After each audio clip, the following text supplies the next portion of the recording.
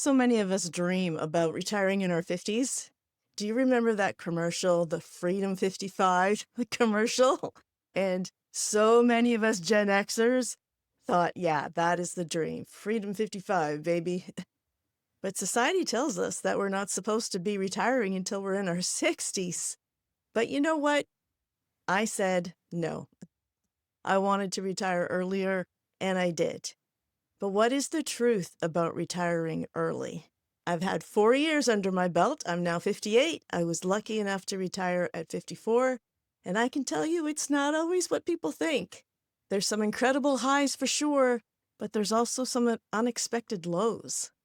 So in this video, I want to share with you what those factors were that drove me to making that decision and what my experiences have been like over these past 4 years, the good, the bad, and the ugly, in the hopes of helping you make your decision. What led to me making that decision to retire at 54? I had just finished signing my divorce papers. Both of my kids got married and off they went, starting their own lives. I just finished teaching through the pandemic, and that was incredibly stressful. And on top of it, I sound like a country song, but my dog died. So I really had no ties, nothing holding me down. I sat down with some professionals, I crunched some numbers, and I realized a few things. I'm going to start the first factor off by telling you a little story. I was listening to a radio program the other day, and they were playing that game, Would You Rather? And the question was, would you rather have $1 million knowing that you're going to die tomorrow, or would you rather get 10 more years? Overwhelmingly, I think it was like 99% of people said, I would rather have more time. And I think that just hits home. We can't buy time. I knew that once I decided to retire, should things not go the way I wanted them to go, I could always go back to teaching part-time. I could make more money, but I can't buy time. Our time is so valuable for us. We'll spend money to get our time back. So we'll get people to do things for us like shovel our snow, cut our grass, clean our house. If time is such a valuable commodity, why do we take it for granted? When I was younger, raising my kids, working full-time, going back to school, getting a master's, coaching, driving the kids to different sports events, music events, all these different things, the time just flew by. I never felt like I had enough to do what I wanted to. But once you retire, that changes. I honestly feel like I got my time back. And I think I can sum up my entire retirement in one word: freedom to live how I want, freedom to spend the time how you want to, freedom to wake up when your body wants you to, not from that stupid alarm going off in your ear. Jeepers, I hated that thing. I still haven't done this, but I fantasized about taking the alarm clock out into the backyard and just smashing it with a baseball bat. I had a negative relationship with my alarm clock. Having that leisurely cup of coffee in the morning and not, oh, gotta gulp it down because I gotta get to the class. I get to sit and drink my coffee in quiet while reading a book or watching the news or just whatever it is that you decide to do as part of your morning routine. The point is you have the freedom to create that schedule for yourself. I can't tell you how often as a Canadian, how grateful I am. I look out in the morning and I see the snowy, blizzardy conditions of January, February, and I go, oh, I am so grateful I don't have to go out there and tackle crazy traffic and try to get to work on time in these conditions. One of the biggest wake-up calls I had with all of this freedom and time was the unstructured time can be challenging. Because I've been structured my whole life as an educator, every minute, every day, every week, every month, every year, I'm structured. I consider myself Pavlov's dog because bing, oh, new class, bing, oh, new class.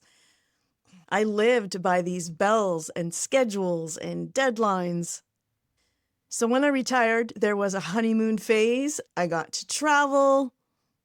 I fulfilled a bucket list item and moved to live beside the ocean for a year. This all boiled down to I had time to do it and I had the freedom to do it. But after the honeymoon phase was over and reality set in.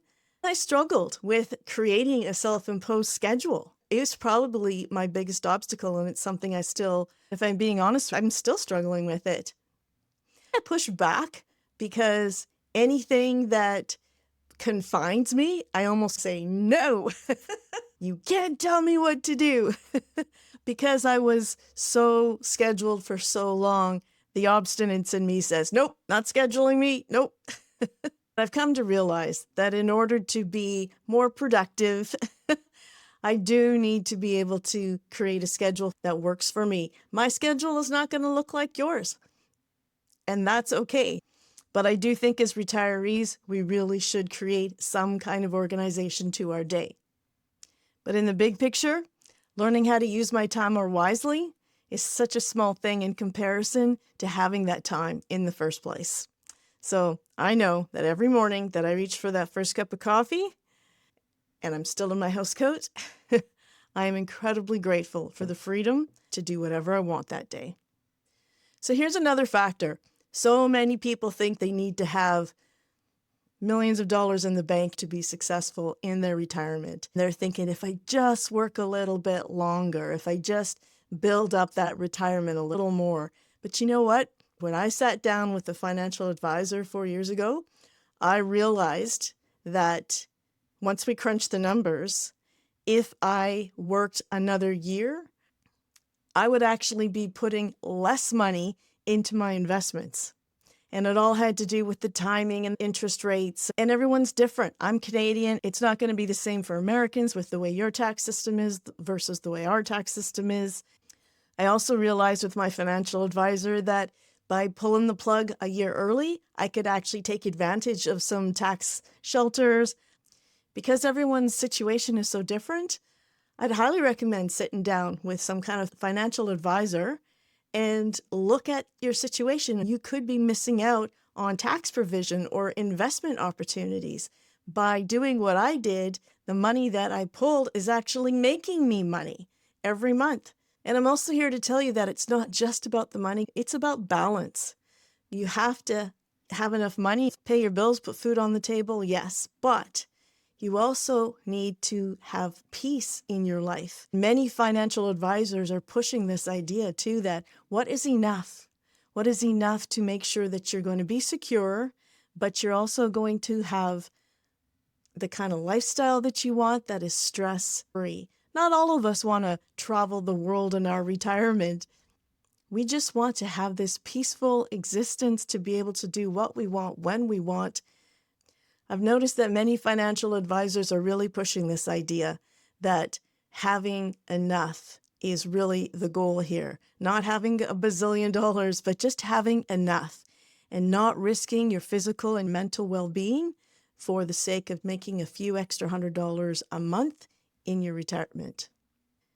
This next point was a huge eye-opener for me. And it boils down to this line. Retirement is not a finish line. Retirement is a launch pad. 5 years ago, when I was thinking about, should I retire, should I not, I would have never known just how true this is. Too many people wrap up their idea of themselves around their job. And in some cases, like even my friends, they struggle with why I'm doing what I'm doing. I have a master's in counseling psycho as a counselor and a teacher for many years. And so they'll say to me, Lisa, why don't you open up your own private practice? And don't get me wrong, I loved my job. I loved my career, but I don't want to do it anymore. They say that retirement doesn't mean that you have to stop working. It just means you can stop doing the kind of work that drains you. And so I wanted to pivot. There are so many opportunities for us at this stage of our lives. Like we're only in our 50s, right? Gen Xers, 50s and 60-year-olds.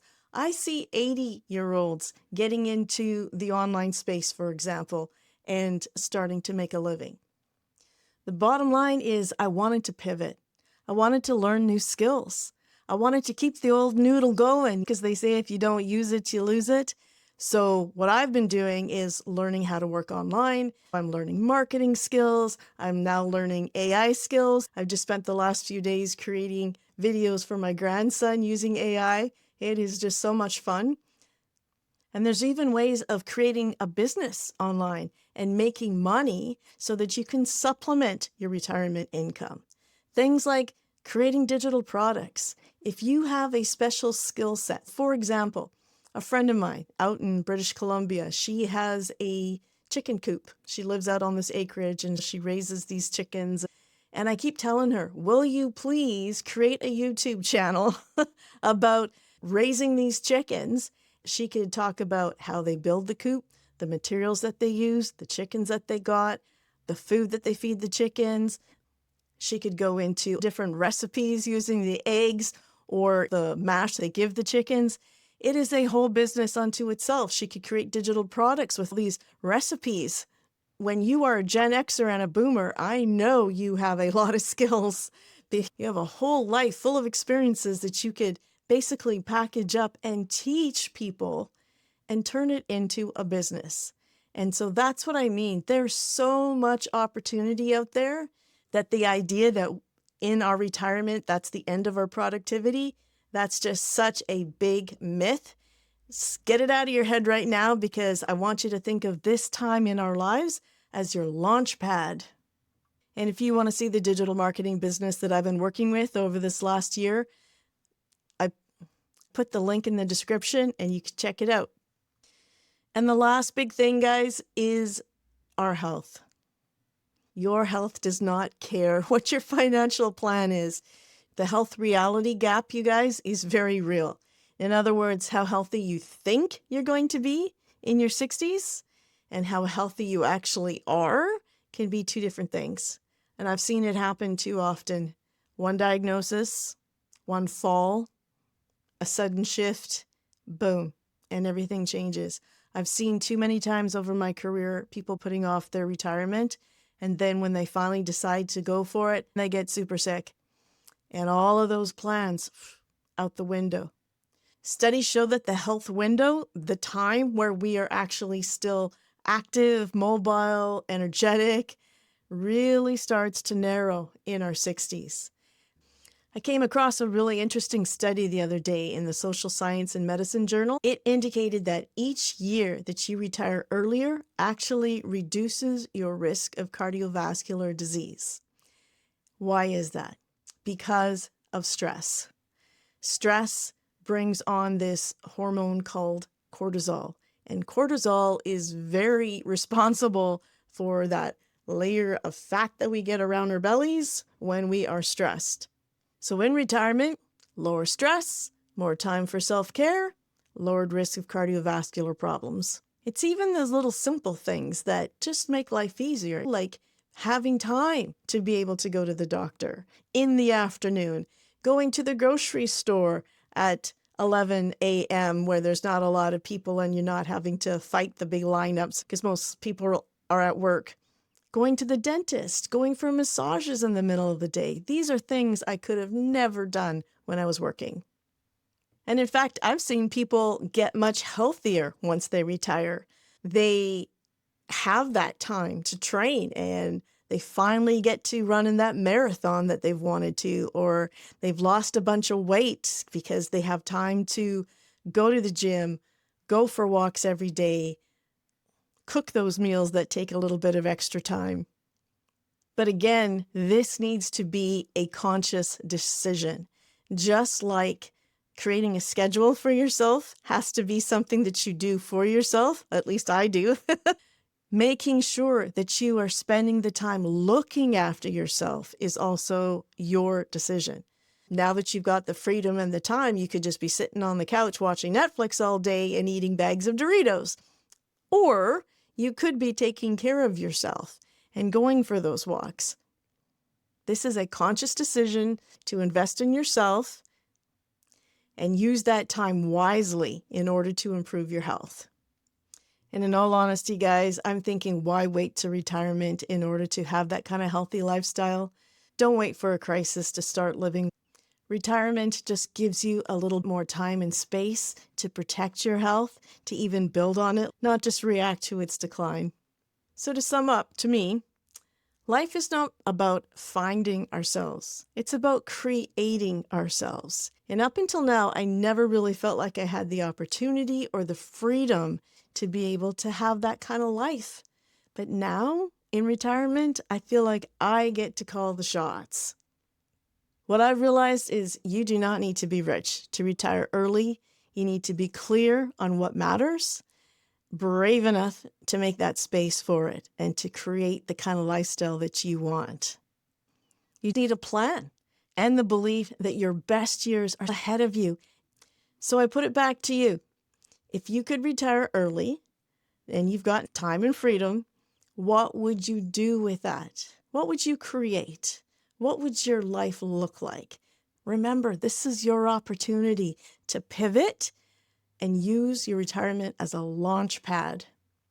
Thanks for hanging out with me today. And if this resonated with you, then a thumbs up would mean the world to me.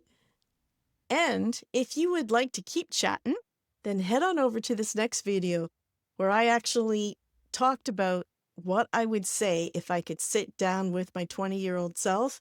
Could you imagine what that would be like? I'd like to tell her a few things. But here's the video. I'll see you in the next one. Have a great day.